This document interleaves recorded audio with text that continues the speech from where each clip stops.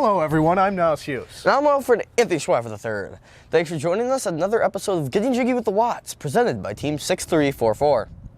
We are well aware that we have missed some episodes, but this is due to some snow days and some volunteering days to which we were unable to record. We're at BWARA, which we will get into later. Come follow us in. As we're going through the episode, like Nyles said, we're going to be talking about why we're at BWARA.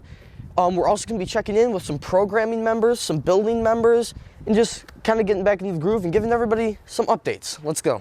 To kick off the episode, we spoke to some of our programmers to see how it's been doing. What do they have to say, Nyles? Well, they said that at first our motors were programmed to the wrong command, so we had to revert all that.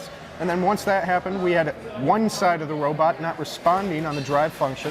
So it was just spinning in loops at first, but we now have that fixed and we have a driving robot and we're ready to practice the shooting mechanism, the climbing, everything like that. Awesome. So we also spoke to our building team and we asked how they were doing. It looks like Nyles actually brought us a piece of the robot. Nyles, what's going on here? Well, this is a backup part for our climbing system. We have two of these. These are just easily replaceable parts that if anything goes wrong and our metal is bent out of shape, we can instantly just put these in and have a second climber. So it's kind of been like a scene from Cars, you know, we're the pit crew. We zip on, zip right off, and we're back out. Yep, we're Guido level speed over here at 6344. Oh yes. So we mentioned that we were at BWARA before, and this is a really big movement from being at the high school to being at BWARA. So what is BWARA, Nyles? Well, BWARA is the Blue Water Area Robotics Alliance. It's where teams from the Blue Water area are able to test their robot on a game-like field.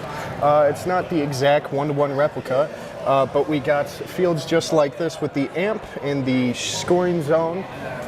And if we look back over here, we have something where you can synchronize your shots at the end game, where a human player throws a ring on top of the pole there. I missed, but you get the point where we shoot, and then it's just a better feel for the game. You can test and see how your robot is going to perform at competitions. It's definitely an opportunity that we are definitely looking forward to, and it has helped us advance in the past couple of years, being able to get that field feel. Especially with other teams here, we are able to collaborate and make a successful robot for everyone. Yes. Howdy there, Alfred. Nyles?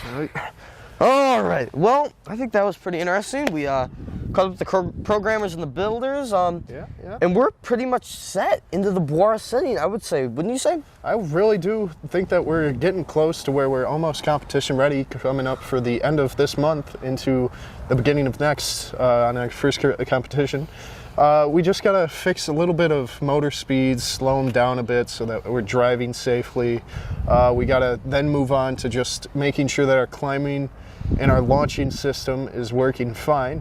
I believe that we will be ready with the help of the other teams that assisted us with that programming issues at the start. The Flurb team, the Marine City team, and the Marysville team. So they helped out a lot. That's another benefit of the Blue Water Area Robotics Alliance. We get to collaborate and make our bots to the most proficient as possible. Yes, and like you said, definitely thank you to those teams, and shout out to our own programming team. Indeed, yes. Getting us started, we last year we did Swerve Drive, and switching over to the drivetrain, you know, it took a little bit to get going, but with the help of those other teams and with you know, the dynamic programmers that we have, they've been working through it, and I think we're driving now. Indeed. A very innovative team we have here. I'm excited for the future competitions that we do have. I feel like we're an all well-rounded, innovative robot. We've got our launching, we've got our lifting, and we've got our yielding system intake on the bottom, the interior intake. We just seem to be able to compete, and that's all around what we really wanted to do here. We're able to just be an asset for Alliance, which is great for our team as the Alliance grows us closer to the teams around the area and gets us more points so that we can further ourselves in competition. Definitely. Now, I've been thinking about this when you brought that piece over. I really am looking forward to having those backup pieces. I hope nothing breaks. I think it is awesome that the building team came up with that. Having pieces ready to take off and go. And like I said, it's like from the Cars movie, you know, where they like zip it right off and put it right back on. Little Guido with our backup parts. We've been doing that forever. The Jiggawatz team, we really simplistic robot that just does well for the teams and for other Alliance members, we focus on having consistency. And with those backup parts, we're able to switch out parts relatively simply so that when competition comes around, if something goes back, we can be ready for our next match. Yes. And Alliances will take notice of that. And I think this year we're going to go pretty far, Alfred. I do think we are going to go pretty far, Nyles. It's looking pretty solid. Like you said, between our programming, pushing through the adversity we've had, and full steam ahead, and then not only that, but our build team that has been, flying through building this robot, finishing up those backup parts.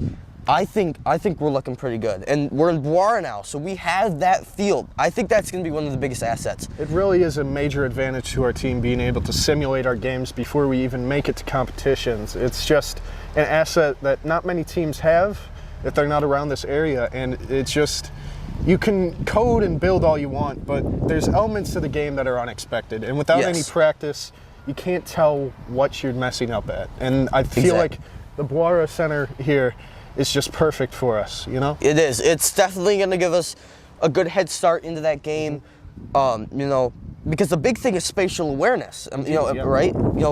Having that spatial awareness where everything is, and I think our drive team, and I think we have a pretty solid drive team, but that ability to know where you are, where things are in the field is going to be amazing. Well, yes, it's very nice.